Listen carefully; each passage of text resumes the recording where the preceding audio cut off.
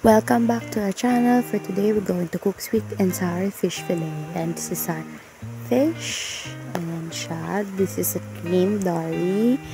And this is the ginger. This is the ingredients that we use. This is our white onions, carrots, red bell peppers, garlic, and then spring onion, and then yan, yun yung overall. And then nakikita nyo daw may tidbits na pineapple.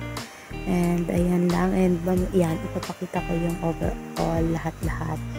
Yung ingredients na chopped up na siya. And please like and subscribe to our channel. So, for today's video, ang nagluluto ko ay si Mama Aji. Ako lang po ang taga-video. Po ang assistant niya at si Mother ang aming head chef. Ayan. Showcase ko lang ulit yung ingredients para you can also make it at home, and para maging masarap yung pwede siyang breakfast, dinner, and lunch.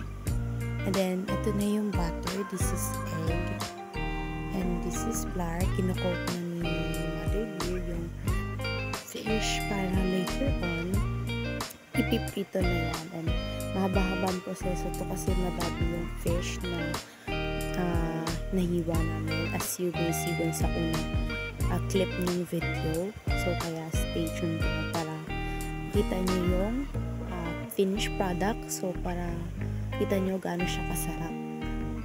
And as you may see, coated na siya at ipiprito na siya dito sa mainit na oil. So kailangan mainit po yung oil ng maigi para po maging crispy yung coat ng fish fillet ninyo, and hindi siya mag-stick sa pan. At marami po yung fish fillet na yan, and by batch po siya ginagawa kasi mahirap po pagka nababad yung fish sa butter, magiging soggy po siya, and kailangan bantayan din po siya para perfectly golden brown siya para sarap. And ayan, naglalagay lang po si Mama Aji, and keeps cooking, and madami po kasi ang niluluto namin kaya mahaba po yung video. Para na din po ma-feel ninyo nakasama kayo sa pagluluto namin, and you are a part of our family while cooking. A little share of our weekend, because weekend po namin to. Ito po ang bonding ng aming family, which is cooking. Dinadagdagan po ng water para po madagdagan ulit ng butter since marami pa po. And ayan, ito yung another batch. And as you may see, this is a repeating process. Kailangan ng maraming patience and perseverance. Siyempre para maging masarap yung cooking natin kasi kasama po yan. Ayan, stay tuned po and enjoy the whole entire part of the video kasi nakita nyo na po yung finished product. So, we'll be right back po. Just keep watching.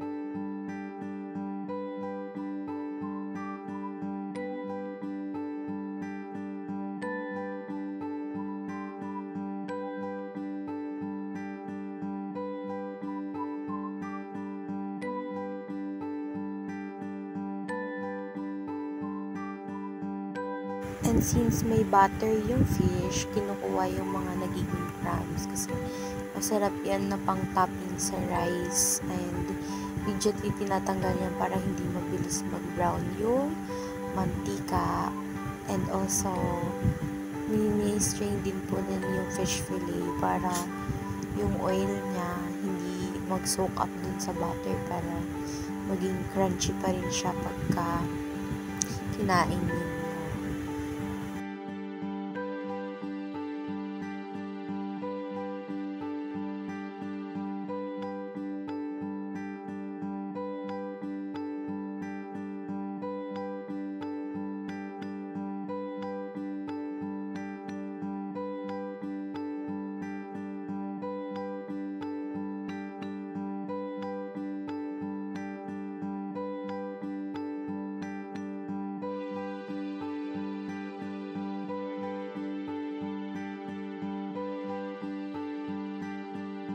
After cooking yung fish fillet and naluto na yung lahat ng batch, ayan, sinasatay na natin yung garlic natin till mag-golden brown, and then ang ating ginger para magkaroon siya ng aroma tsaka yung taste nung garlic tsaka ginger ay yung talagang lumasa. And later on, inalagay na din yung ibang gulay dyan. We just have to wait.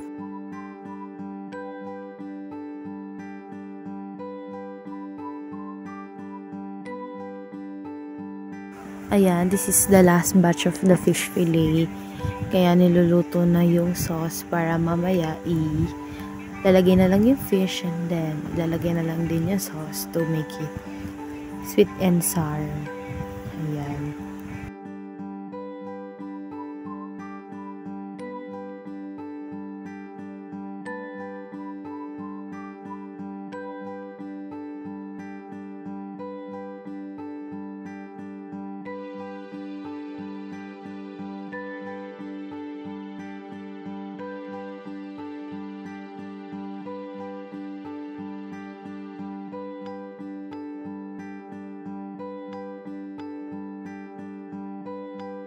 And ayan, ilalagay niya red sauce. Ang red sauce na yan is consisting of ketchup, sugar, soy sauce, at saka onting vinegar. So, you will just let it simmer or boil para mag-thicken yung sauce. And then, later on, ilalagay mo na yung matitirang bell pepper, white onion, tsaka pineapple kasi hindi mo siya pwedeng ilagay immediately dahil malalamog siya, hindi na siya magiging yummy. Kaya carrots lang muna since ang carrots ay need mo siyang i-cook for a little bit para maging malambot siya.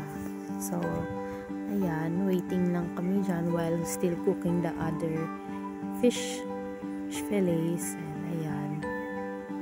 So, while watching kayo sa aming waiting na sauce, I'm gonna down our Facebook, Instagram, and TikTok.